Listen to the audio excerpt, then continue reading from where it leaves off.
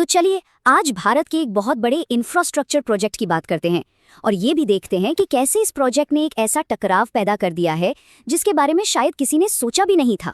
ये एक बड़ा ही अजीब सवाल है ना? लेकिन यही इस पूरी कहानी का सार है।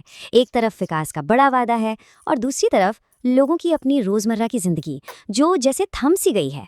तो हमारी ये कहानी शुरू होती है उत्तर प्रदेश के रामपुर से। यहाँ विकास एक बहुत ही अनोखी कीमत वसूल रहा है। कीमत यह है कि लोगों को उनकी अपनी ही जमीन इस्तेमाल करने से रोक दिया गया है। अब इस पूरे मामले के केंद्र में दो बहुत बड़े प्रोजेक्ट्स हैं।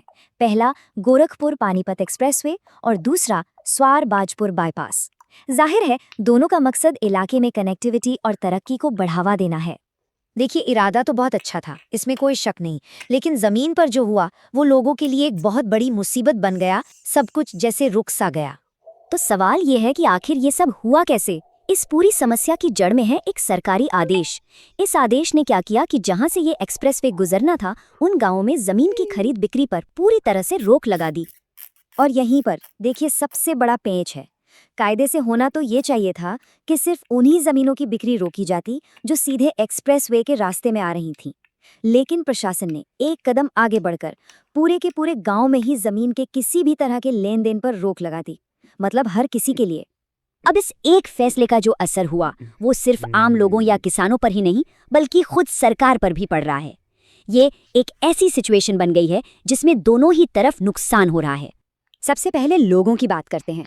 सोचिए, किसी किसान को अपनी बेटी की शादी करनी है, बच्चे को पढ़ाना है या कोई मेडिकल इमरजेंसी आ गई, वो अपनी ही जमीन बेचकर पैसा नहीं जुटा सकता। और सिर्फ यही नहीं, आम लोगों के जो छोटे मोटे कंस्ट्रक्शन के काम थे वो भी रुके पड़े हैं। और जैसा मैंने कहा, ये सिर्फ किसानों का नुकसान नहीं है। जमीन की रजिस्ट्री नहीं हो रही तो सरकार को स्टैंप ड्यूटी से जो कमाई होती है वो भी बंद है और ये रोजाना लाखों रुपए का नुकसान है। तो जब ये मामला पूरी तरह से फंस गया तब एक स्थानीय समूह आगे आया और उन्होंने एक बहुत ही प्रैक्टिकल, एक बहुत ही सुलझा हुआ समाधान पेश किया है। ये पहल की है स्वार के वकीलों ने। वहाँ का जो सीनियर बार वेलफेयर एसोसिएशन है, उन्होंने प्रशासन से संपर्क किया और इस मुश्किल का हल सुझाया। और उनका प्रस्ताव बहुत ही सीधा और लॉजिकल है। वो कह रहे हैं कि सबसे पहले जमीन का सर्वे करवाइए, फिर सिर्फ उन गाटा नंबरों को मार्क कीजिए जो सीधे एक्सप्रेसवे के रास्ते में हैं, और बस बाकी सारी जमीनों से ये रोक हटा लीजिए। कितना सरल है। और इस समाधान की सबसे खूबसूरत बात यह है कि ये विन विन सिचुएशन है। जैसा कि एसोसिएशन ने भी कहा, इससे किसानों को तो राहत मिलेगी ही, साथ ही सरकार का जो रेवेन्यू रुका हुआ है वो भी दोबारा आना शुरू हो जाएगा। तो अगर पूरी कहानी को हम संक्षेप में देखें तो तस्वीर बिल्कुल साफ है।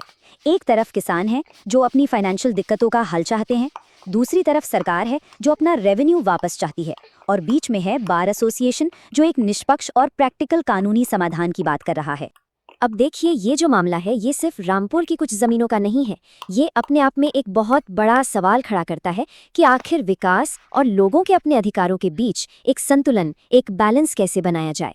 और यही वो सवाल है जिस पर शायद हर बड़े प्रोजेक्ट को शुरू करने से पहले सोचने की जरूरत है, क्योंकि आखिर में विकास का असली मकसद तो लोगों की जिंदगी को बेहतर बनाना है, उसे और मुश्किल बनाना नहीं।